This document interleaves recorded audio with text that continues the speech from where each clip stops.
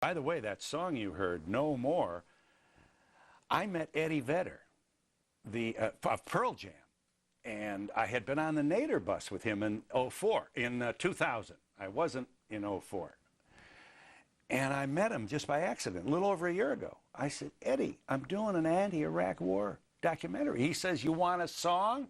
And I couldn't believe it. I said, he comes to my apartment in New York, watches a very loose assembly of our film, goes home to Seattle, calls Tomas, talks to him for more than an hour, and in 4 days I had the signature song for our film, No More, part of which you saw during that demonstration in Washington. I mean, for free.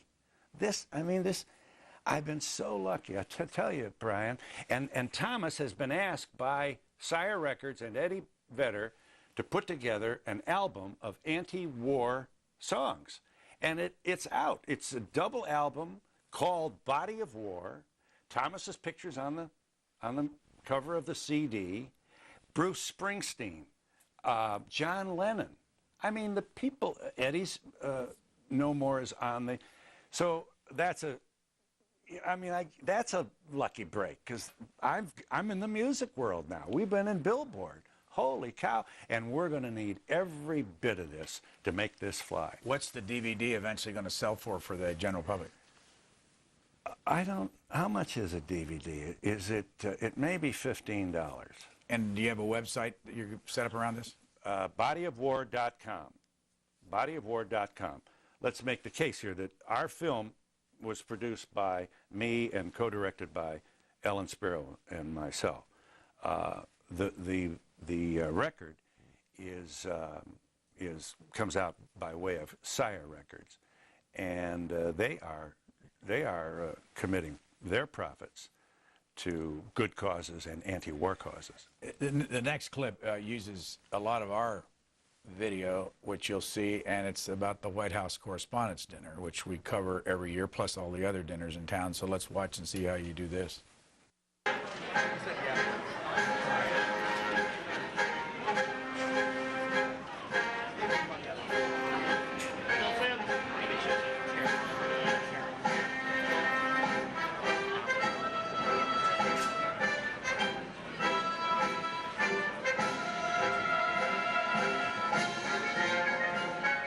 Those weapons of mass destruction got to be somewhere. Nope, no weapons over there. Maybe under here.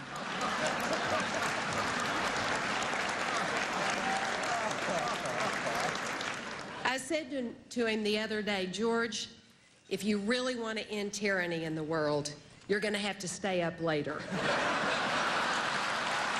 Ladies and gentlemen, I am a desperate housewife.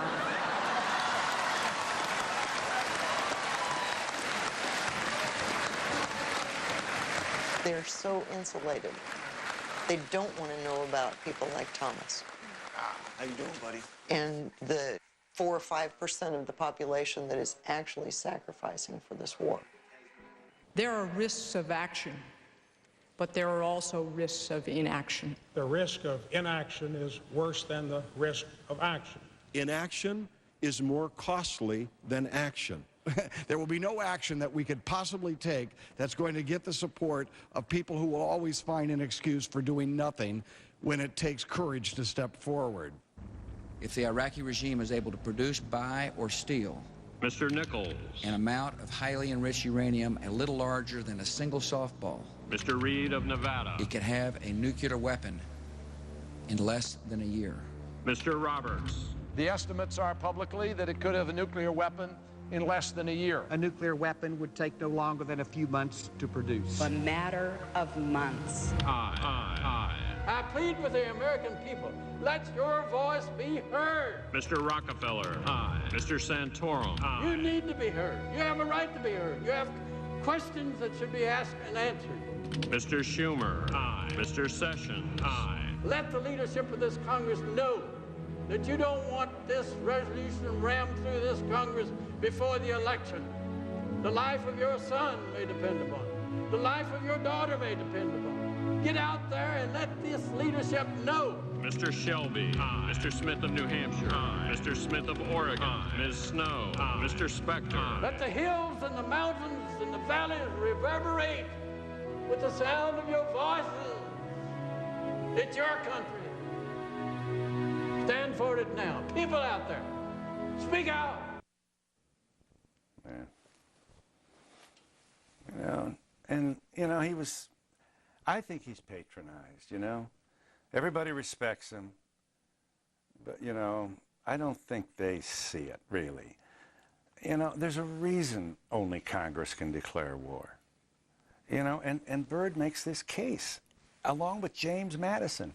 It's too much of a temptation for one man. Don't let, you give a man the Army, Navy, Marines, you give him if you give him a cruise missile, he'll fire it. Go back to the beginning of this. Should the White House Correspondents' Dinner happen in this town and all the people that were there attend and have dinner and then laugh at the Oval Office routine? I think it would be a nice gesture for the Washington-based media establishment to suspend the live music and the formal dresses and the alcohol. You know, suspend it as a matter of respect. Nobody has to sleep on a hair shirt here. And we're all involved, all of us. We're never, by the way, we're never going to feel safe, Americans, in my opinion, until we are brave enough to elect leaders who will reach out rather than lash out. And wouldn't it be a nice gesture for the White House Correspondents Association to say, this year we're not going to do it. Maybe we'll visit the Wall, or maybe we'll go to Arlington. Should the president have done the skit from the Oval Office, and is it fair to laugh at this search for weapons of mass destruction? Obviously, that was a huge blunder by the president. First of all, remember this. We've got people in the White House on the payroll who are being paid by public money to write jokes. And this takes time. Some of this material is hugely funny. They might tell you at this point, I don't know for sure, that they hire a consultant outside to write those jokes and paid for by the Republican National Committee. Well, does that make I think that's a distinction without a difference, but fine. Then I apologize for, but are you suggesting that Michael Gerson, for example, who helped prepare those talking points, was not contributing to what's funny? I mean, that's a huge thing. I mean, there are people in this town who make a full-time living just writing political humor that works inside the Beltway. The fellow's name that you couldn't remember is David Tinsley, the clerk in the Senate. Thank you. Two-syllable last name. Sorry, Mr. Tinsley. What a voice you have. Wow. And then I want to ask you one other question about what we just saw. Was the part where Tomas Young was watching the White House Correspondents' Dinner reenacted? No.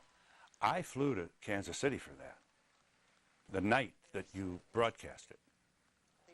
And as you may remember, they visited previous White House to give you a sense of what the jokes were in the past. And I was behind the camera while it panned down to Thomas watching it. That was real. Here is Bree, his wife. And our audience has not seen a lot of Bree. As someone who watched your documentary, one of the things I thought of about her is, how did she do this? She never lost her temper. She never got upset. And let's watch a little bit where she talks about it and get your reaction to it. I do a lot of nursing care for Thomas, and I've heard a lot of people say that that can get in the way of your intimacy. I'm cleaning out his puke pan. He gets nauseous a lot, especially in the mornings. When we are fighting, he will sometimes get angry and say we're basically roommates, and that I'm, you know, his housekeeper and his maid.